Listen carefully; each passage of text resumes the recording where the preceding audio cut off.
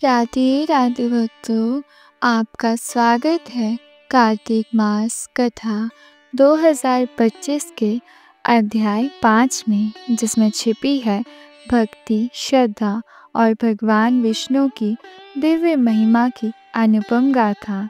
आइए अपने मन को शांत करें और श्रद्धा से सुने कार्तिक मास की यह पावन कथा, जो जीवन में सुख, समृद्धि और मोक्ष का मार्ग दिखाती है। राजा पृथु बोले, हे नारद जी, आपने कार्तिक मास में स्नान का फल कहा। अब अन्य मासों में विधि पूर्वक स्नान करने की विधि, नियम और उद्यापन की विधि बतलाइए। देवर्षि नारद ने कहा, हे राजन, आप भगवान विष्णु के अंश से उत्पन्न हुए हैं, अतः यह बात आपको ज्ञात ही है। फिर भी आपको यथाचित विधान बतलाता हूँ। आश्विन मास में शुक्ल पक्ष की एकादशी से कार्तिक के व्रत करने चाहिए। ब्रह्म मुहूर्त में उठकर जल का पात्र लेकर गांव से बाहर पूर्व अथवा उत्तर दिशा में जाना चाहिए। उसके बाद जो मनुष्य मुख शुद्धि नहीं करता, उसे किसी भी मंत्र का फल प्राप्त नहीं होता। अतः दांत और जीभ को पुण्य रूप से शुद्ध करना चाहिए और इस मंत्र का जप करना चाहिए और दातुन तोड़नी चाहिए। हे वनस्पते, आप मुझे आयु, कीर्ति, तेज, प्रभा, पशु, संपत्ति, महाज्ञान, बुद्धि और विद्या प्रदान करें, ऐसा कहते हुए अपने दातुन को तोड़ना चाहिए। इस प्रकार उच्चारण करके वृक्ष से बाहर उंगली की दातुन ले।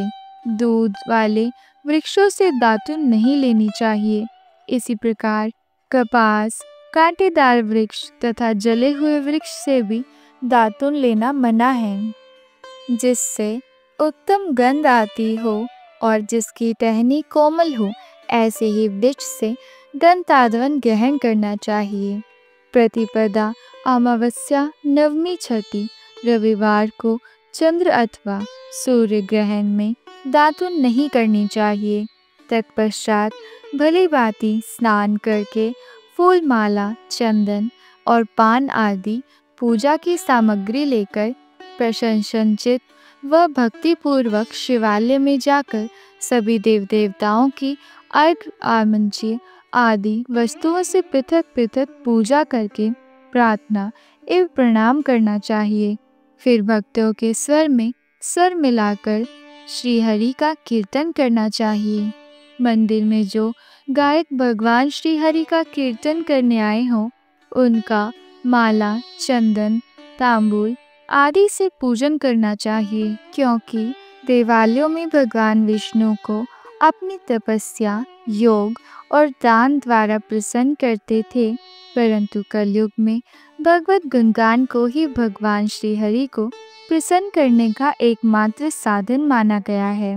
नारद जी राजा पृथु से बोले, हे राजन, एक बार मैंने भगवान से पूछा कि हे प्रभु, आपको सबसे अधिक कहाँ निवास करना पसंद है? आप सबसे अधिक कहाँ पर निवासते हैं? इसका उत्तर देते हुए भगवान ने कहा, हे नारद जी, मैं वैकुंठिया योगियों के हृदय में ही निवास करता हूँ। अपितु जहाँ मेरे भक्तों मेरा कीर्तन करते हैं, मैं वहाँ अवश्य निवास करता हूँ। जो मनुष्य चंदन, माला आदि से मेरे भक्तों का पूजन करते हैं, उनमें मेरी ऐसी प्रीति होती है जैसे कि मेरे पूजन से भी नहीं हो सकती। नारद जी ने फिर कहा, शिरीष, धतूरा, गिरजा, चमेली, केसर, कंदार और कटहल के फूलों पर चावलों से भगवान विष्णु की पूजा करनी चाहिए। अड़हल, कंद, गिरीश, जूही, मालती और केवड़ा के पुष्प से भगवान शंकर की पूजा नहीं करनी चाहिए। जिन देवताओं की पूजा में जो फूल निषिद्ध है, उन्हीं से उनका पूजन करना चाहिए। पूजन समाप्ति के बाद भगवान से क्षमा प्रार्थना करनी चाहिए, यथा, हे सुरेश्वर, हे देव, न मैं मंत्र जानता हूँ, न क्रिया, मैं भक्ति से भी हीन हूँ। मैंने जो कुछ भी आपकी पूजा पाठ किया है उसे पूरा करें। ऐसी प्रार्थना करने के पश्चात साष्टांग प्रणाम करके भगवत कीर्तन करना चाहिए, श्री हरि की कथा सुननी चाहिए और प्रसाद ग्रहण करना चाहिए। जो मनुष्य उपरोक्त विधि के अनुसार कीर्तन व्रत का अनुष्ठान करते हैं वह जगत के सभी सुखों को भोगते हैं और अंत में मुक्ति को प्राप्त करते हैं। तो भक्तों, यह थी कार्तिक मास की कथा का अध्याय 5, जो हमें यह सिखाती है कि सच्ची भक्ति से ही प्रभु का आशीर्वाद प्राप्त होता है।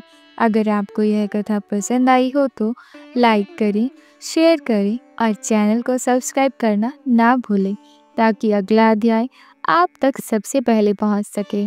चलिए मिलते हैं अगले अध्याय में, जहां कार्तिक मास की महिमा और भी गहराई से प्रकट होगी। जय श्री कृष्ण। राधे राधे।